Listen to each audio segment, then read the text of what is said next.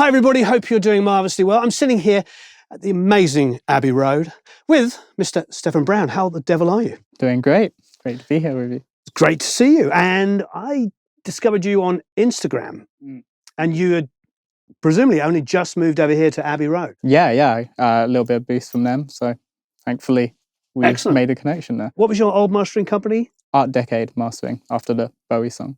Excellent. Yeah. I would never have guessed you were a fan of Bowie whatsoever in any way, shape or form. Yeah. We were just talking about this. People always say to me, oh, you know, Warren, you dye your hair. And I always go, yeah, I work in the music industry. Yeah. I had a pink mohawk when I was 16. My mother was not happy. Did not tell her. You know, I've had blonde spiky. I've done the guy liner. And this is the music industry. And it is always, and it's quite refreshing to actually see some art in the music industry outside of just knob twiddling. You said to me, what was it about the mastering engineer? Yeah, someone said on your video that they wouldn't trust a mastering engineer who doesn't dress insanely boring. Yeah, well, I trust you, so it's okay. You've been at Abbey Road now, what, for a couple of months? Yeah, 2-3 months. 2 or 3 months. Yeah.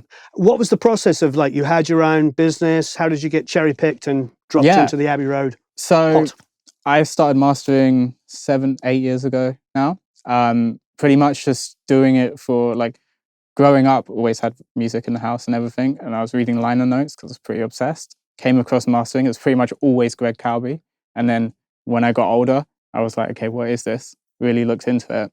And having all hi-fi systems and stuff in the house growing up, I had a pretty good ear for, like, what good, like, music sounding good, you know?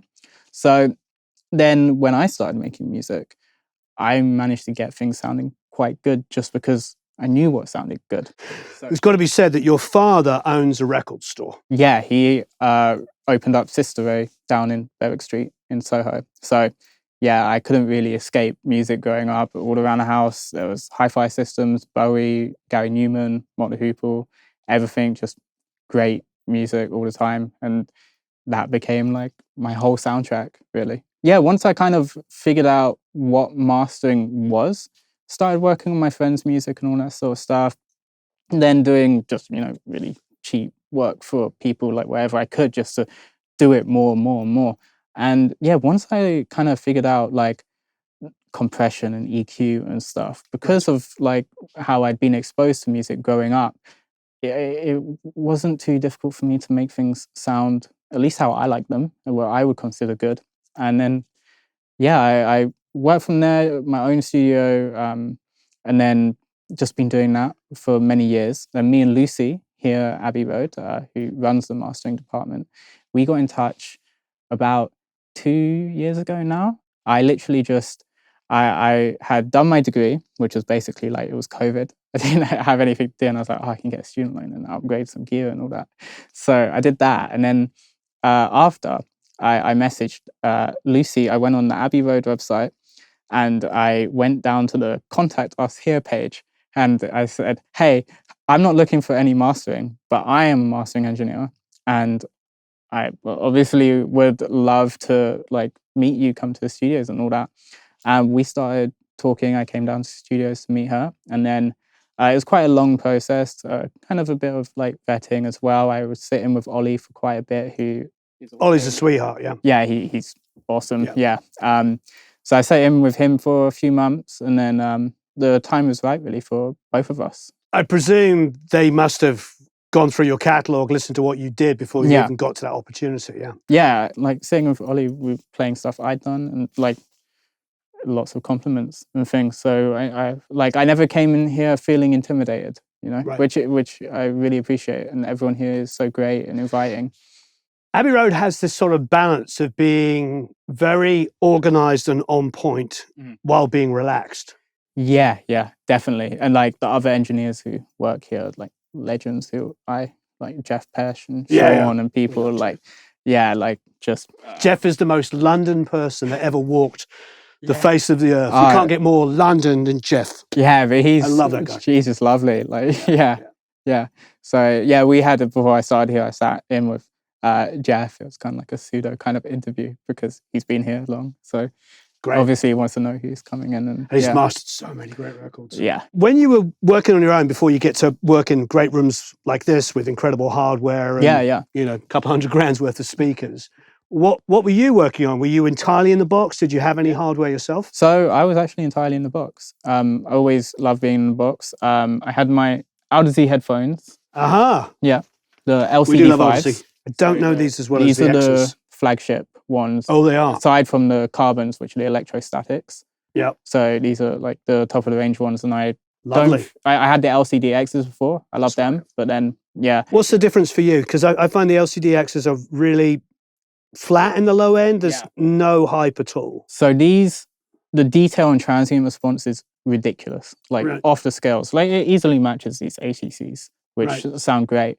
The low end has so much detail to it, but it is a bit weak with a more high mid forward focus. Okay. Which once you get used to it, it's a new way of listening to music, but it's similar to ATCs in that way, where like once you get used to it, it sounds amazing. Like when I put them on, it was just so much there I could pick out, and especially in the transient detail is a big thing for me, and picking about like every detail of the bass. I remember first time I put these on, I put on a really heavy techno tune, and it was the first time in that song I had heard the kick separate from the rumble, because it was like not a bass line, but a rumble bass line, which is quite common in that genre.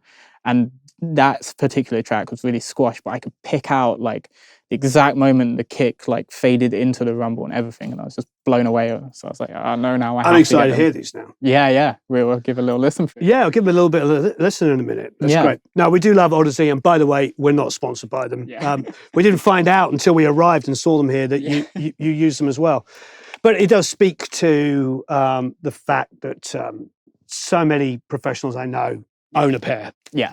And when it comes for me for mixing, they're the only things that I feel like I can work on for a long period of time and trust. Yeah.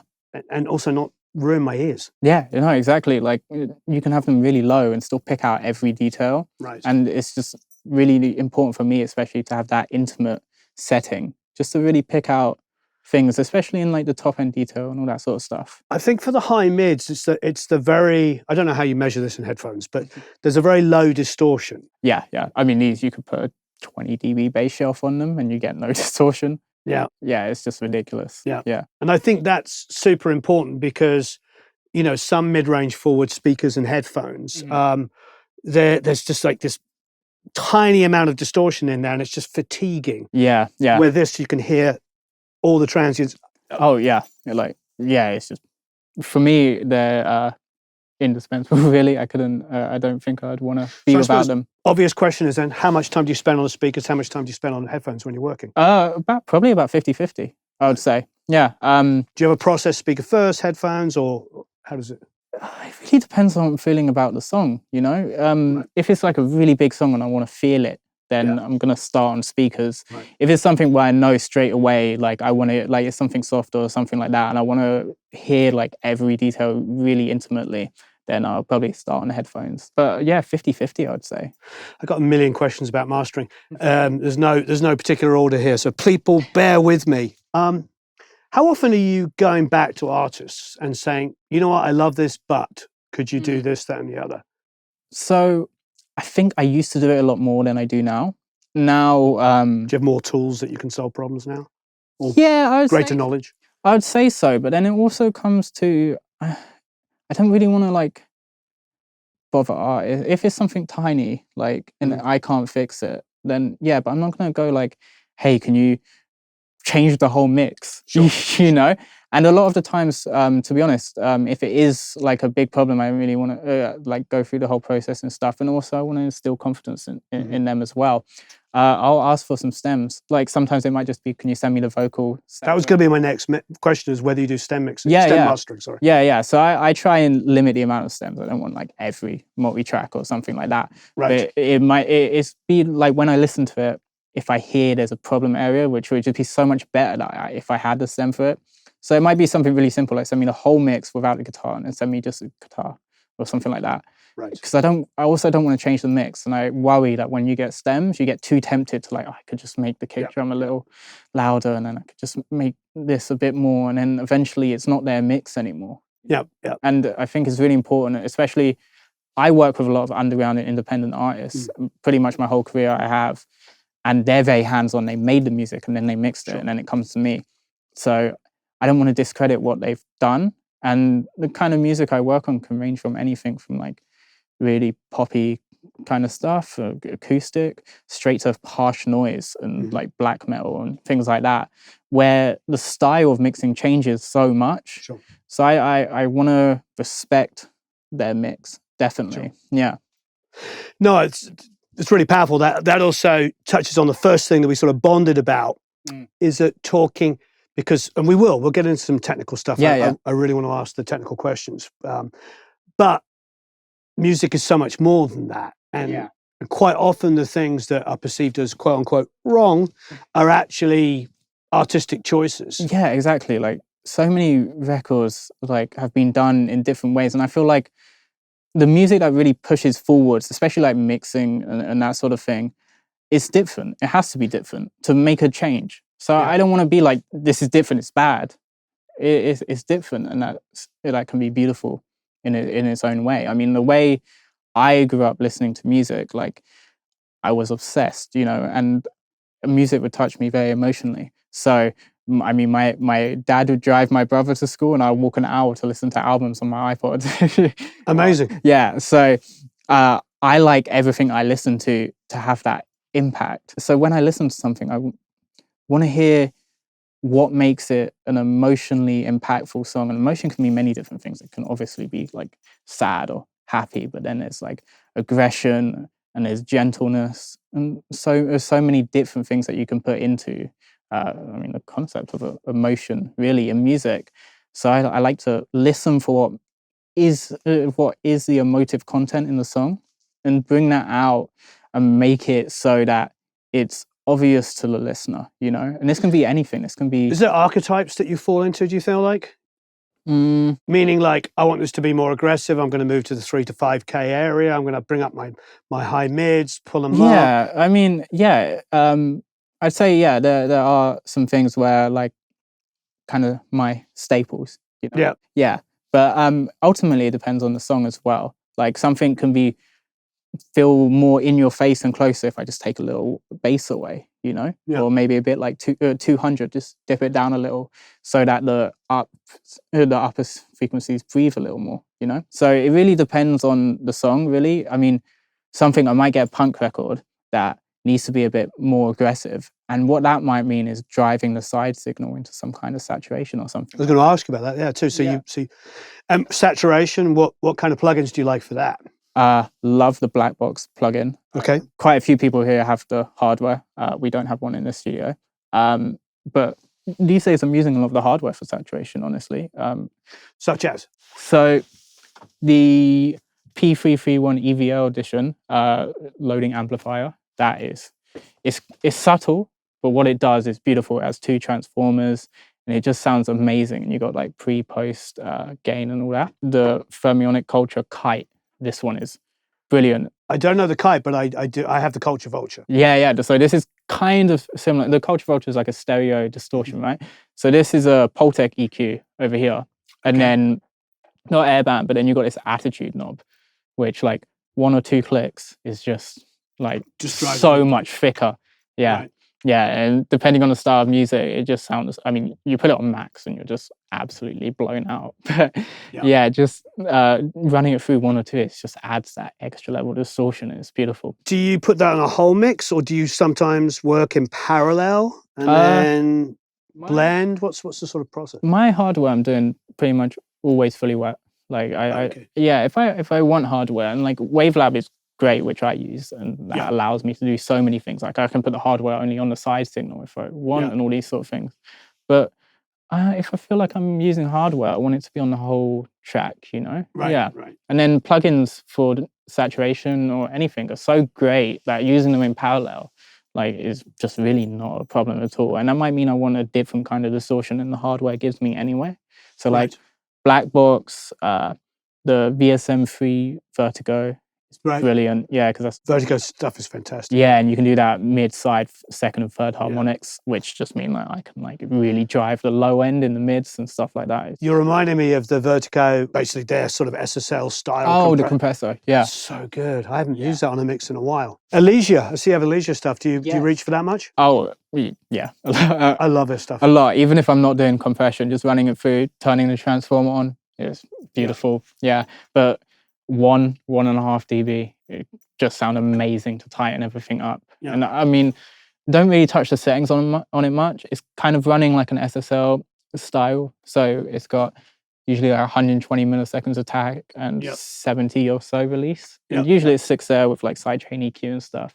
And it just, and in mid-side mode too, just sounds brilliant. I love using mid-side in it because compressing the mids set for the sides can just add like a different floatiness. Okay, I was going to ask you about mid-side as well, because mixing, I avoid it like the plague. I get really terrified of any kind of phase issues whatsoever. I might use it inside of a mix, maybe on some pads and something like that, if I'm trying to get them out of the middle a little bit. But on my overall mix, so how often do you find yourself as a mastering engineer using it? I think because we're working with the stereo files, I do use it probably a lot more often than you do. Quite often just EQ and those sort of things. Okay. The Elysia handles it really well. Like it's just straight up mid here, side here, compression dip. Freaking genius. And insanely talented, Yeah, it's brilliant. But then, I do mid-side saturation and all these other things. So now I just want you to do something so I can see what you're doing. I mean, I'm really super intrigued. Like one of my, I love, especially on certain types of dance music, is using the VSM3 to saturate the low end in the mids quite heavily and blend it in parallel with second harmonics. And then with third harmonics, do the tops in the sides and then blend that into. So it creates this really powerful, strong low end, but then the side signal is also thick and big so in the tops. And that's one of my go-to tricks. So that's using the Vertigo plugins? Yeah. Can we see what they are? Yeah. I'm intrigued. So usually I have a lot of plugins loaded up. I don't really use them all, but they're just kind of my go-tos. Your go-tos, yeah. Yeah, sense. Just in case I want to bring them up. But the Vertigo. Here, I have it pretty much set up this way already. Down here on the mid, gone on the lows. Yeah. Lots of driving there. And then here on the third harmonics, in the sides, on the high signal, driving there. Then if you want to play audio to hear it. I'd love to hear something, yeah. So if I solo the second harmonic. So you hear that? Yeah. And then in the tops. So I can really drive it if I wanted to. And it's just a really nice turn it off, you see? Brings out those top end. All right, I never thought about doing that. Yeah, love it. So that's one of my go-tos, especially really for cool. dance music. Yeah. So it's Brainworks' VSM3. Yeah.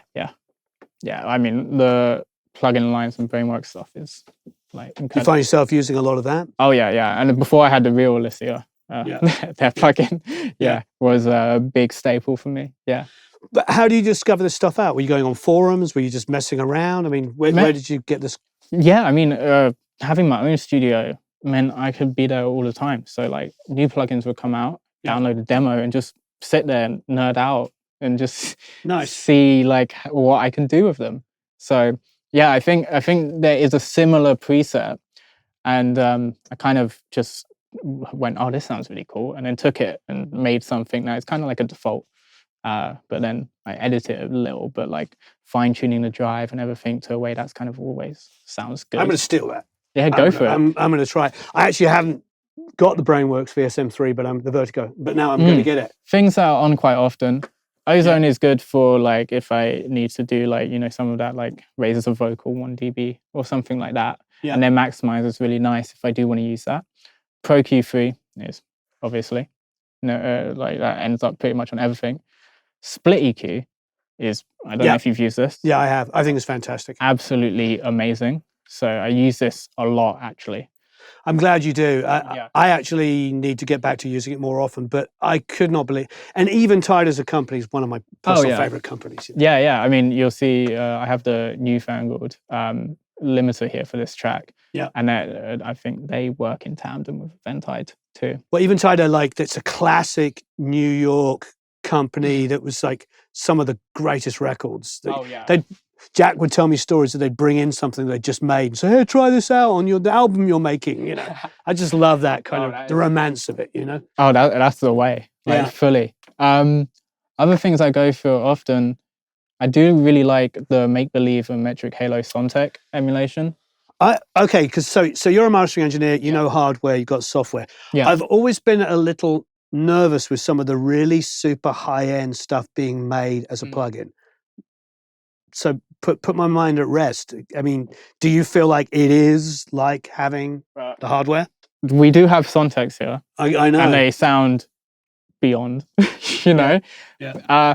This doesn't sound the same wow level, but it's damn good. And it like amazing if I need to, like, it goes really high, 25K, you know. Yeah. Like 25K, just little high boost, bring up everything. So just kind of like nice, gentle, a little bit of air. I mean, I do use that quite often for that mostly, and also the low end on this. Like, it's really nice to go down to like 50 and just push like half to 1 dB, and it just has a really nice bottom. Like, love that. These days, I am quite often using the Kite for those sort of things as well, because it's got this beautiful air as well. Which everything here also drives into the saturation. So it can be nice to, like, if I want to really boost the bass, push it into the saturation and then bring it back down after. So that can be really cool. But this, I really like it. Definitely wasn't a waste of money. I just always wonder, you know, because there's a lot of cynicism out there, as you know, and people are like, are you essentially buying a GUI, a GUI? Are you buying, or do you feel like it's got some of that sound? It does definitely have some of that sound, especially with, so you have these options here for the no analog model, pure analog model, and then the aggressive analog model. And the aggressive one, I think, puts in like transformer emulations as well. Yeah. So that sounds really cool, especially if you want to go a little harder. So when you start boosting, like especially in the upper mids, you get a really nice, like, crispy saturation. Subtle, everything's subtle, but I do really like this plugin. I'm not great. Yeah, I'm not that fooled by GUIs that much, to be honest. No. Yeah, like pretty much the only software compressor I use is Pro C. Like, I think it just does exactly what I need it to do. Yeah, and it's kind of like a go-to preset I have for some dance music, which I edit to do the track if it needs it or if it sounds good. Do you ever find yourself automating, like thresholds and stuff through? Not really automating, but in Wavelab I'm able to, you know, split clips. Okay.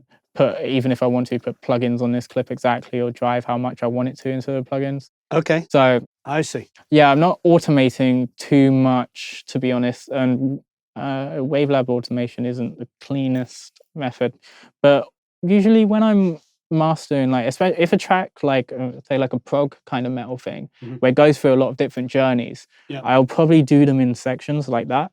So take each part and like have an overall sound for the track, but then be more precise on the individual sections. But a lot of the time I like everything to go through and just play with how the gain of the actual track is moving through. Great. If I do need to change something, you know, like, you know, might want more compression in the chorus or something like that. Right. That's where I think plugins should be used and why they win, why they can win in that situation. Yeah. It's great having hardware. I grew up on hardware. I will never stop using it to record. I don't understand or need emulations. I've got a lot of hardware. So for me, it's all about front end. But on the back end, even mixing, not just mastering, you know, all these tools now, the fact that we can solve a problem that used to be practically impossible to solve 25 years ago. But I mean, to be honest, the bulk of my software stuff, Pro Q, Pro C, Pro MB, like just clean, sound great. How did you end up at FabFilter?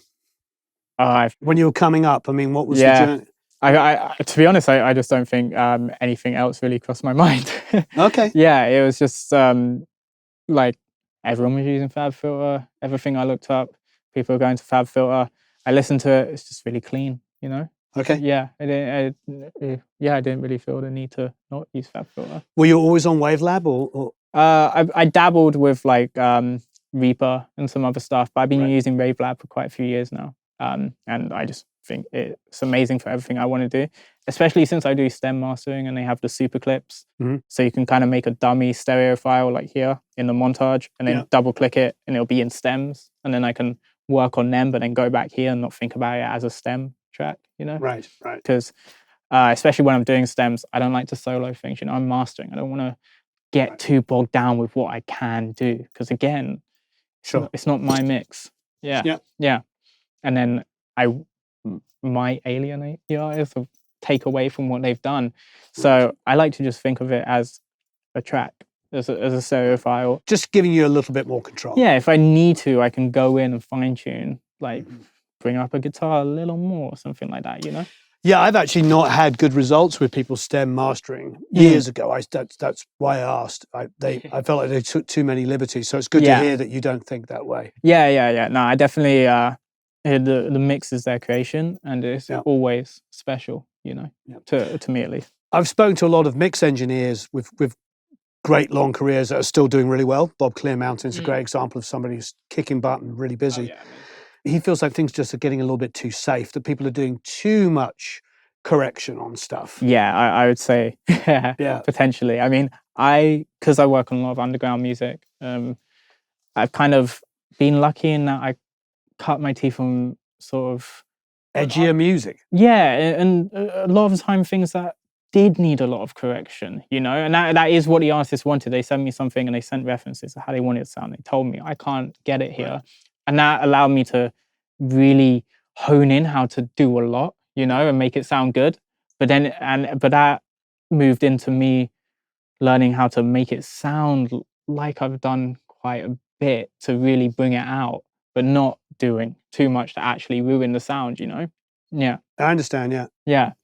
Yeah, that's the acquired knowledge, isn't it? The more you've been doing it, you know how to get from A to B so much quicker and easier. Yeah, exactly. Yeah. So, I mean, I probably have a bit of a sound in mastering, like I said, with like bringing out emotional content. So it'll probably sound quite different if you get someone else to master it. But and then my other part of my sound is I worked a very long time to get things especially like kind of dance music. I work in a lot of techno and a lot of heavy music, getting things really loud, but making the transients even bigger than the original mix. So I worked a lot of time fine tuning like those kind of techniques, which among like my people I'm quite known for. So, great. Yeah. So and not just lopping off every transient, so it just sounds like yeah. So I have my little own like kind of secret techniques. Well, I mean, are there things that you use? Say somebody gives you something which is pretty flatlined. Is what tools do you have that can help enhance and bring the transients back? So for one, you could use a multi-band compression for R&B with like using expansion and compression in tandem to kind of recreate some dynamics. So for example, something like maybe pushing up the punch of the kick drum whilst the sub goes down a little at the same time. So kind of like sidechaining with the full mix and then doing stuff with the high end or mid-range expansion and that sort of stuff. Then also there's some great by Split EQ for one. That would be awesome for this. There's some great too by Newfangled Audio, like Punctuate, which is sort of a very multi-band transient designer, but you can really like shape a sound with it and like get a lot of like, if you really wanted to, it can be quite harsh, but you can see like what you can kind of do just from the visuals. Can I hear some stuff? Yeah. See, this will sound this is on the delta, so you can kind of hear like, if I wanted to bring out, and then like say I wanted to do this, maybe turn down the volume.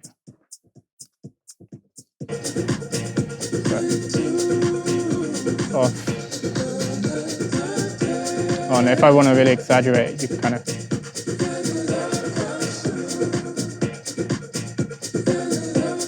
So you hear that hi-hat transient, especially turning off, like it's huge. Yeah, the amount of. It's a really good plugin. Newfangled Audio Punctuate. Yeah, and then also I love this limiter, especially for dance music, the Elevate, which has a limiting circuit which is also multi-band with up to 26 bands, however many you want. So you can really control the amount of limiting going into each band. But then it also, after it has a transient designer going into a clipper. So that you can squash the track, make it like feel dense and full, but then bring out some transients again. It pretty much has a mini version of punctuate within it. And then, yeah, that sounds awesome. So yeah, it really depends on the track, of course, but there's a lot of nowadays with the kind of tools there are.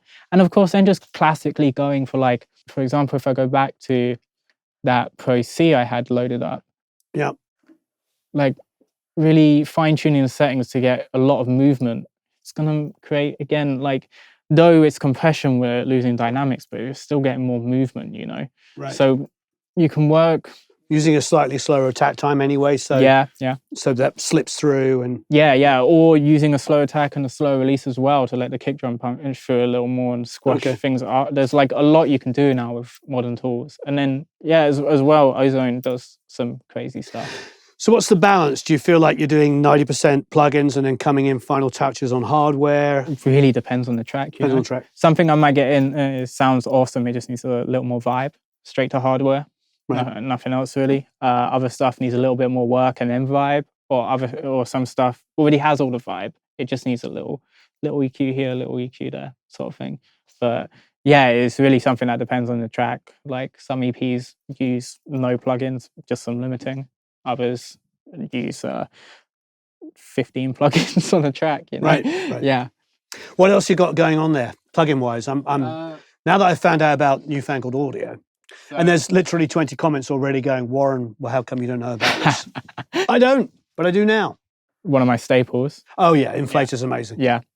Really, I haven't touched any of the settings in this project, just loaded up, so being very overdriven. This is still hanging around, the Vitalizer, even though we have the hardware now. I can't say I've touched the plugin since I've got the hardware. But the plugin is great too. It's a bit more extreme than the hardware. The hardware just has. What are you using that for? So mainly the low end abilities with it, because it does this masking and demasking thing. So you can really soften up the low end if, say, like the kick and bass are a little separated, it doesn't feel quite warm enough. You can really just sort of smooth it out and make it feel really rich and warm and punchy. Great. And then you can do the opposite. You can just take the kick drum out of the bass and just make it. Wow.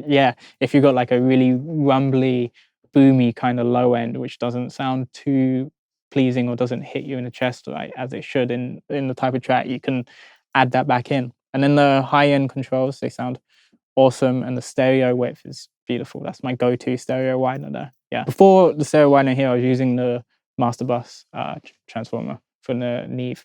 The stereo width on there is also beautiful. The saturation there is great. The compression there is great. I find myself compressing different than I would usually with other ones. Like this, times I've had like 400 milliseconds release, like for a master. And I'm just like amazed. The snare like comes out so much. I'm like, what is going on? But that doesn't make sense, does it? But I mean, all like hardware compressors, you know, I feel like their attack and release times are a little up to interpretation. Oh God, yes. Yeah, I think they should just be labeled 1 to 10. Yeah, exactly. No, I agree. Yeah. Well, it's like Poltex, isn't it? It is 1 to 10, but it's not dBs. It's just exactly. Love that. Another Newfangled plugin, Saturate, which is a clipper. And this one's really interesting as well because it has this detail preservation slider, which I'm not sure exactly what's going on in the background, but it can really make the high end not feel clipped. So if I need to clip like some kind of dance music or something like that, like I'll play with some of this. Like if we really go strong, hard clipping, like really pushing it, it's off. And then bring up the detail preservation. The hi-hat comes back in again. It's still there, but just a little extra. And now we're clipping how much? 12 dB. And honestly, it's not that bad. No, it's ridiculous. Yeah. Quite surprised to say the least. Yeah, like turning it off and on. Right. So, yeah, that is an incredible one for loudness as well. I think I'm going to be in contact with Newfangled Audio very soon. Yeah, I've heard a lot of people talk about it. I don't personally use it, probably because I'm not doing so much stuff on my master bus as you are, but I can see lots of exciting things actually in a mix for me. Yeah. I mean, this looks like I have a lot going on, but usually only like... No, I understand. Yeah, like 2-3 plugins. Like, it depends on the track. I mean, other times, you know, you get tracks which need 10 plugins. But yeah, I feel like I spent a while like just kind of getting this kind of, it's not a chain per se, it's just a selection of things I like, you know? Now, if just say you're working predominantly or entirely in the box, are you still bouncing back out hardware the last thing, or are you going to keep it entirely in the box? No, it'd be completely entirely in the box. Okay. Back when I was working entirely in the box, I'd definitely keep it in the box. And usually if I'm working in the box, it means I don't want to add any sort of color or something to the mix. I see. Yeah, because it can be very dependent on the track. I don't want to... if something comes through and it's got just a great like tone and distortion and stuff and all these things going on, because like a lot of music I work on, heavier music especially, sometimes just like even a tiny bit of saturation just from like conversion and all that sort of stuff, it can just slightly get rid of the clarity. So yeah, it's very track dependent there. But yeah, usually if I'm working in the box, there's a reason why I'm only working in the box. Okay. Yeah. Yeah, you're sort of answering a question in the back of my mind. It was like, was there any benefit of just going back through some transformers or anything like that? But there are other tracks like that too, where like just for the Alicia transformer on no compression, you know, like that can just be really nice as well. But there's no like go to, I always do this. Oh no, definitely not. Okay, no, this is good to know. Yeah, definitely not. I really like to approach every project as its own thing. I do have like I said, a bit of a sound, but it's not like too much. It's kind of more characteristics than a sound, you know? So there are ways I get there, which I do repeat if needed, like my go-tos. But yeah, I really approach everything as like I did a couple tracks just the other day. I did a couple tracks and they were pretty much all software, and then I did a couple other tracks by another artist and they were literally just nothing in the box, just all hardware. And yeah, it really just depends. Yeah, there's not much more going on down there, but in my favorites, there's the bus compressor Better Maker, really like. Mag EQ4 is really nice as well. That top end as well is beautiful. Pro DS and those sort of things are nice to use. Do you ever find yourself, I know a couple of mastering engineers that like to boost high end and DS. Oh yeah. If they want to open up a track, they're realizing they're pulling up some harsh frequencies, so they'll boost DS. Yeah, so quite often I might use the top shelf and high band here and then do high frequency limiting in the box after that. If I do want that effect, where I want it to feel bigger but not be like, ow. You know? So that is something I do quite often. I usually use Pro MB for high frequency limiting, just really pushing it on the top end. Nice. And it can work really transparently actually and not squash it, but feel like more planted, I would say. Saturn, I think is great. Saturn's great. Yeah. Like SPL transient design is really nice. Made by Ruben, who also did Alicia, Kotelnikov as well is really cool. Yeah, you know, I used to talk about that all the time because it's free, isn't it? Yeah, this is the paid version, which isn't registered apparently, I think. Yeah, but I do have the free version. But yeah, no, I think it is great. Like I usually use Pro C, but this has been a staple and I'd be very happy to start using it again. Like it's, I think, just a great compressor. It's free, it sounds awesome, it can be really transparent, or it can actually have a really nice tone to it. So, amazing. Yeah, so I'm quite flexible with tools, really, if I need to be. Yeah, I have a big repertoire of stuff built up, but I try and like, usually I'll get an idea of what I want to use as soon as I listen to a track. So I'm not really plug-in hunting, like going, oh, does this sound good? Does this sound good? Sort of thing. I'm usually like, this will sound good. So you know what I mean? Yeah, I know exactly.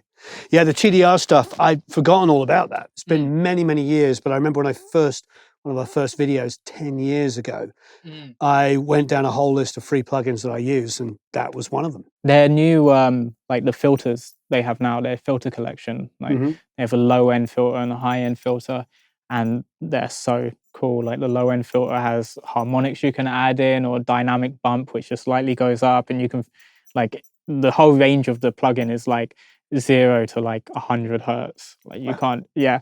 And then they have a great plugin too called de-edger, which is sort of like a de-esser, but I'm not sure how it works again behind the box.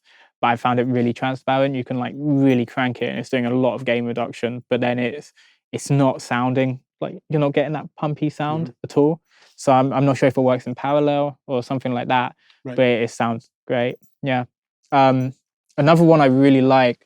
I haven't used it too much these days. The BX refinement. So this can be really nice as well. I mean, maybe turn off this clipper, but you know how. But you can really dial it in, and they've got saturation and stuff, and then also like modulation. Then if you like really dial it in, maybe change the mix a little, and it's got mid and mid side. So you hear that like offbeat hat. Just really like softens it up in not a way that makes it feel like you filtered it down. Yeah. So this is a really nice one too.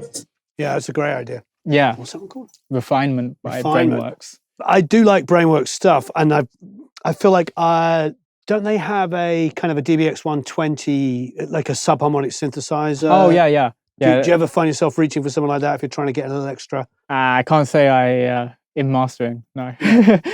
Those sort of things. I don't want to add elements to the track, because then I feel like I'm kind of overstepping my boundaries. Right. You know, yeah. Right.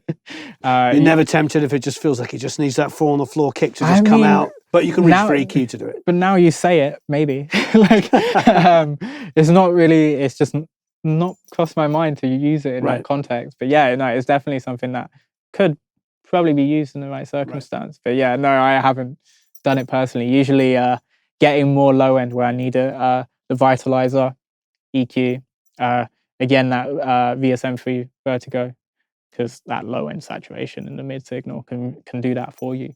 Great. So yeah, and then also like maybe Pro MB, just boosting the low end every so often, just to make it feel a little fuller.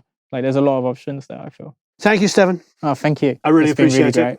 Thank you so much. There'll be a link down below where you can check out your page on Abbey Road. Yeah, and I'm sure if like you want to contact me through there, or Instagram at Mastered by Stefan.